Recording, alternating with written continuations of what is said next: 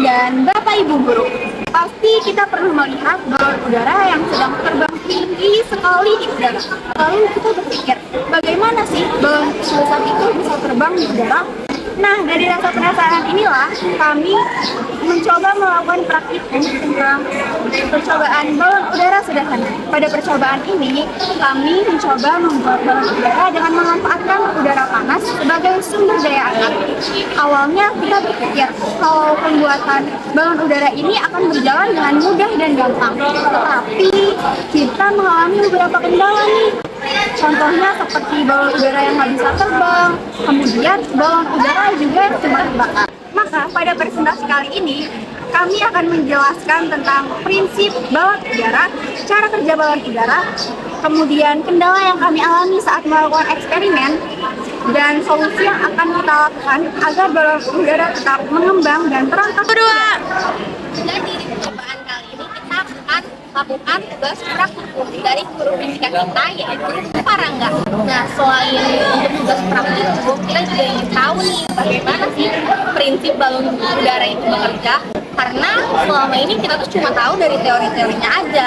Jadi melalui percobaan ini kita tuh bisa menerapkan konsep fisika dalam kehidupan nyata. Nah, sebelum kita masuk ke penjelasan lebih lanjut, aku mau nanya dulu nih ke kalian. Sebelumnya, kalian tahu nggak sih kenapa balon udara itu bisa keangkat ke atas? Apa karena angin? Atau api? Atau bahkan karena udara panas? Jawabannya adalah karena udara panas memiliki massa jenis yang lebih kecil dibandingkan udara dingin. Oleh sebab itu, udara panas akan naik ke atas dan membantu balon udara untuk naik ke atas. Selanjutnya, prinsip kerja balon udara. Prinsip kerja balon udara berkaitan dengan suhu dan massa jenis udara. Rumusnya, rho panas kurang dari rho dingin. Cara kerja balon udara. Cara kerja balon udara dimulai ketika sumbu dinyalakan sebagai sumber panas. Api dari sumbu akan memanaskan udara yang berada di dalam balon. Setelah udara dipanaskan, udara mulai memuai dan menjadi lebih ringan. Hal tersebut menyebabkan bagian dalam balon terisi udara panas, sehingga balon perlahan mulai mengembang. Proses balon terbang. Ketika suhu udara di dalam balon semakin panas, gaya angkat yang dihasilkan juga semakin besar.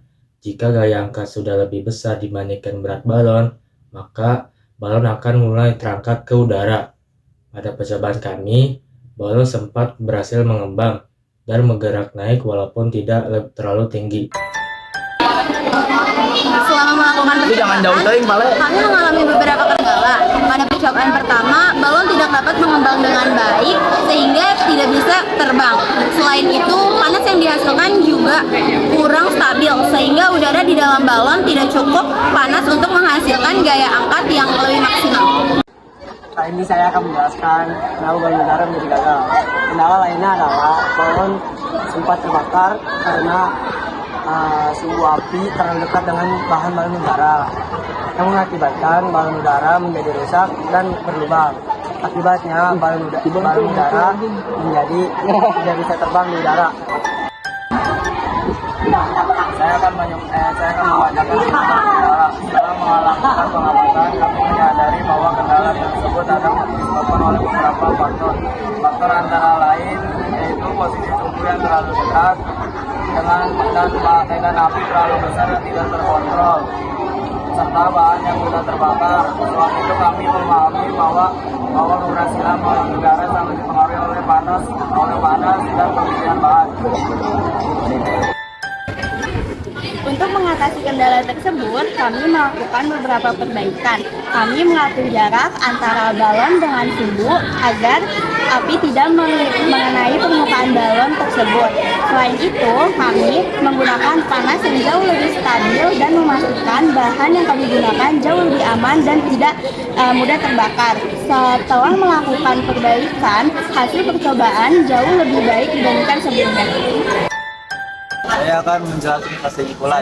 Berdasarkan percobaan yang kami lakukan, kami dapat memahami bahwa balon udara dapat terbang karena udara panas memiliki massa jenis yang lebih kecil dibandingkan udara dingin. Kami juga mengetahui bahwa keberhasilan balon udara dipengaruhi oleh beberapa faktor seperti besar panas, posisi sumber air, dan bahan yang digunakan. Melalui praktikum ini, kami tidak hanya mempelajari teori fisika, tetapi juga memahami bagaimana konsep tersebut dapat diterapkan secara langsung dalam kehidupan sehari-hari. Sekian dari kami, terima kasih atas perhatian teman-teman dan Bapak atau Ibu guru.